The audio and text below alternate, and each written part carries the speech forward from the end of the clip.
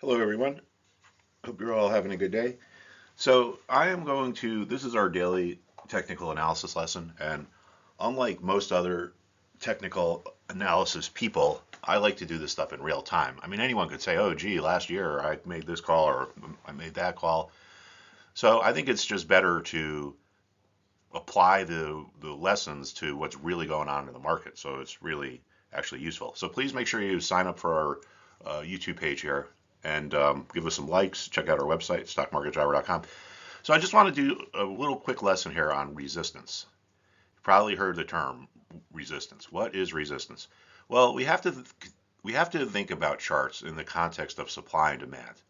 Some people think charts are like astrology or like reading tea leaves, and for a lot of people they are because they don't understand the basic fundamentals.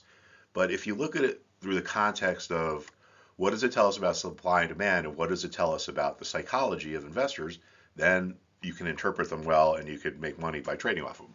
Now, when a market's moving higher, like here or here, there's not enough supply or sell orders to fill all of the demand or buy orders. So the buyers are forced to pay higher prices. They have to bid a premium to entice sellers to come in off of the sidelines. When we get to a resistance level, well, all of a sudden the tide turns. There is enough supply or sell orders to fill all of the demand.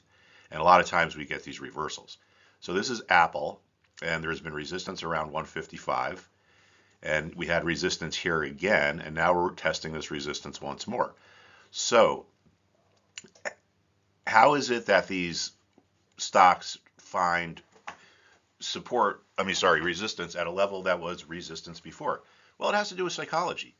There are people who bought right up here at the top who regret doing so once the price fell down, and they tell themselves, boy, if I can get out at break even, I'm going to. So once the stock gets back up towards their buying price, they sell. So we have these remorseful buyers placing sell orders. Now, another interesting thing about a resistance level is a lot of times when a stock doesn't get through, they make a sharp reversal. Now, their resistance is a large collection of sellers, right? There's a lot of sell orders right around this level here, 155. Now, some of these investors who want to sell at 155 start to sense that there are other sellers around. That's why the stock is not moving any higher. And they tell themselves, boy, I might miss this. So I'm going to reduce my price so the buyers come to me. Because if someone else has a lower price than you, someone else is willing to sell shares at a lower price, well, they're not going to come to the person who's at the higher price. They're going to go to the lower price. So the investors start to get nervous that they're not going to be able to sell.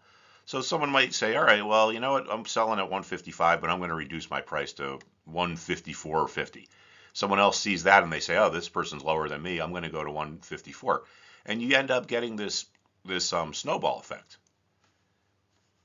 And we get this big sell-off here. Same thing happened over here. Right after we couldn't get through, we had this big sell-off. So now this is really important. So we're testing again, right? If we break out, it'll be good for the broader markets because Apple is the biggest stock. Apple is 7% of the S&P 500. A breakout means we get above it and we trade above it and we hold up there for a few days. Sometimes it looks like it's breaking out, but it comes right back in. But if we get up there and we hold above this price, it tells us something. It tells us that the investors who created the resistance with their sell orders are out of the market. They've either completed their orders or maybe they canceled their orders. But anytime you take supply or selling off of a market, it sets the stage up for the buyers to have to pay higher prices to get the sellers to come in off of the sidelines. So this is going to be really critical to determine what's going to happen with the market over the next few days. If we don't get through and we reverse, that's going to be bearish for the whole market. But if we get above this resistance, then that's probably going to bring the market higher. So anyway, this is the biggest stock. Now the other stock that's testing important resistance is Microsoft. Now this is kind of important as well because between Microsoft and Apple, they are more than 13%.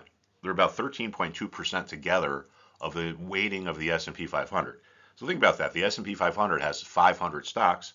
These two make up 13% of it. So that's because they have the biggest market caps. So once again, we see here Microsoft is trading right up around this resistance around 275. Now, if both of these stocks, Microsoft and Apple, can't break through and start to roll over, well, because they're the two biggest stocks in the market and they dominate the technology sector, we could see a pretty decent size sell-off. So please make sure you check back every day. Like I said before, I want to do lessons that are pertain to the way the market is actually now, as opposed to saying, oh, gee, last January I made this call when I said there was going to be resistance here, so forth and so on. So I hope you appreciate it. I hope to see you back. Once again, please sign up for our YouTube page here. And thank you. Have a good day, everybody.